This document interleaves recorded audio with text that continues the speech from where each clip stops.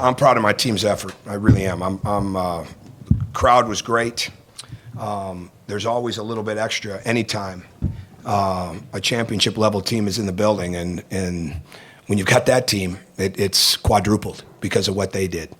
And to say that all of us don't feel that a little bit would be an understatement, because you don't want to disappoint on a night that's so important to so many people and a night that brings that memory. But you've got to, I didn't realize they were all sitting right behind the bench, so I had to catch my breath a couple of times early when I walked out there too. But to me, our guys really did a great job of persevering throughout the game. Our defense got better, even when we weren't scoring. In the past, immaturity could have kicked in a hurry, and you get disappointed and discouraged when you're not making baskets, and all of a sudden the runs turn into routes, and we never let that happen. And I'm really proud of the way that they did that. And I think we gave up 2 baskets in the first 12 minutes of the second half, and we had a bunch of different lineups because of their matchups and because of our foul situations.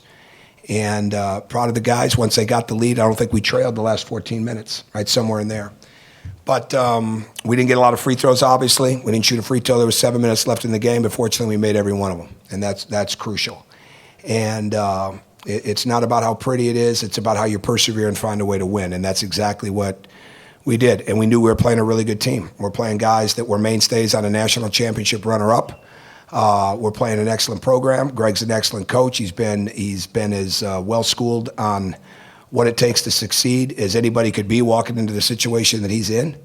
And they've got good players, really good players. And fortunately, our guys continued to improve during the game too. We got away when we stayed to what we really wanted in the first half. We may not have made the basket, but we got really good looks. When we got careless, which we did, and when we tried to, we tried to go in spots where they had too much help. That's where we've got to continue to grow up and continue to learn from that. And when we trusted the movement, and when we cut and move without the ball, sometimes we even overpassed, as you saw on the baseline a couple times. But I'd rather have a group of guys that are playing unselfishly than trying to make something happen themselves all the time. But proud of the way they continued to play against a really good team. So go ahead. Tom, is this as much growth as you've had in the team defensively? In 17 years? Yeah.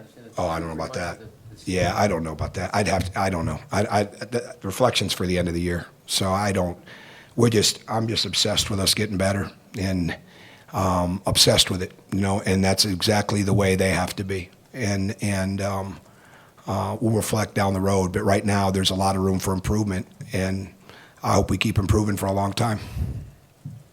This is the 3rd straight game we're asking about OG coming off the bench, and I think it was your first sub tonight. I guess just what steps has he taken as maybe he's gotten the confidence from these last 3 Well, he's an excellent defender, and that was for sure. His confidence is growing. You can see that with the way he's shooting the ball. And as I said other times before, one of the reasons we recruited him is because of the way he could shoot. And he's getting more comfortable with it, but he's very smart. He's very athletic. He's very strong for his age, and he's pretty fearless when it comes to defense. And as he continues to get better, even understanding angles and understanding the personnel, right now we don't want to inundate him with too much, these 5 things about this guy and those 4 things about that guy. We want him just to really play, but he's got to keep rebounding the ball for us. And but our guys have got a lot of belief in him, and he knows that. And he's just going to continue to get better, I think. Next question. Okay. Losing James, what's the mentality going forward now? Well, I think yesterday, when we found out last night, and he had already told a couple of them before I told the team later last night, they feel for him. I mean, everybody knows how good he is on our team. I mean, he makes a world of difference. It's not just his numbers. And I think that hit me about 5-6 minutes into the Rutgers game. The defense is different, when he's not out there. And that doesn't say, that's not a negative towards our other guys, but you have to pay a lot of attention to James. And so it's not just the baskets that he makes, it's the spacing that he creates for other people. And he's had some very good rebounding games. He's getting better handling the ball. He can play in the pick and roll. He's not a great defender yet, but he's working at it. His work ethic is outstanding. They all like him. I mean, because he's in the gym all the time, and he's one of them. So I think they're down about that to a degree, but I mean, they're also resilient. But we miss him, and we truly miss him. But at the same time, you've got to keep preaching that there's unbelievable opportunity for other people. And it's not going to 16 points are not going to come from one person. And they're probably not going to come from two people. They've got to come mixed up. And the best thing we can do is continue to make, hustle points. We're not getting we don't have a lot of great individual offensive numbers from some of our main guys in these first three games. And to say that we're 3-0 inside of that is I could say in spite of it, but they're doing some pretty good things. But inside of the fact that we're not getting some great numbers from other people says a lot about the way they're getting better defensively and persevering.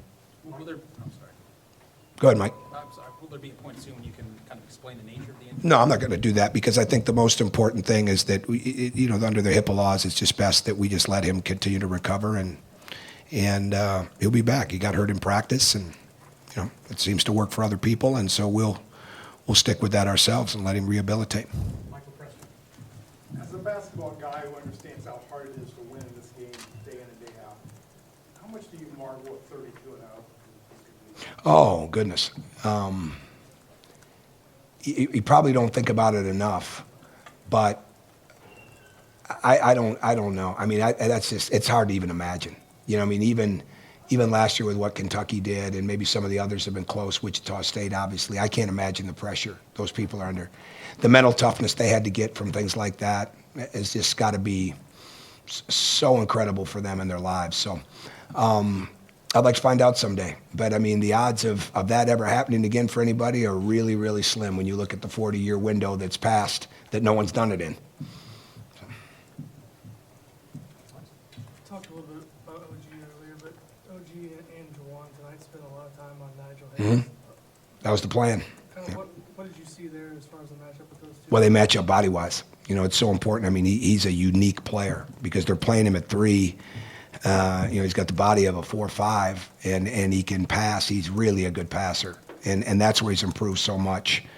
And then they've got other guys. Vito Brown can step out. He shoots a lot of long twos, and Happ is a good player. So there's going to be matchup issues throughout the game, but he's the biggest one. And you've got to have somebody that can match up as close to size as possible. And we thought Colin was a good matchup. He had a couple of fouls. But we knew we were going to have numerous guys guard him tonight, and I'm proud of the effort that they gave on him. Do you think, and I know you don't like to be too reflective, but are you surprised that those two in particular are ready for that kind of test defensively? OG and Juwan ready for All I know is they're improving. All I know is that they work really hard. They're improving. Juwan's getting healthier, which is, certainly he was behind. When you look at when he got hurt in Maui and how much time he missed, and then he came back and got hurt again. So they're smart. They work hard, learning. They're winners. I mean, they've won. Those kids have won. So that's really, really important. So we just want to make sure they keep improving. We got a long way to go, and we got a lot of games left. The first 12 minutes of the second half, you guys held them to like 0.4 points per possession. What was the big key in that stretch there? I think just that. I mean, we just guarded. I mean, they probably missed some shots. We'll look at the film. He'll look at some shots they could have made. We'll look at some shots we could have made. But the bottom line is we persevered, and our blockouts got better. Our blockouts weren't very good in the first half. And we didn't gamble. The one time we gambled, and Troy went for it. I mean, he was flying to get a steal. But then they back cut and made a good play. I mean, they're good. I mean, they really know how to play without the basketball, obviously. So I think when you do that in a game like that, we challenge their shots. So, I mean, I think that's important. But we stayed pretty compact. We didn't gamble.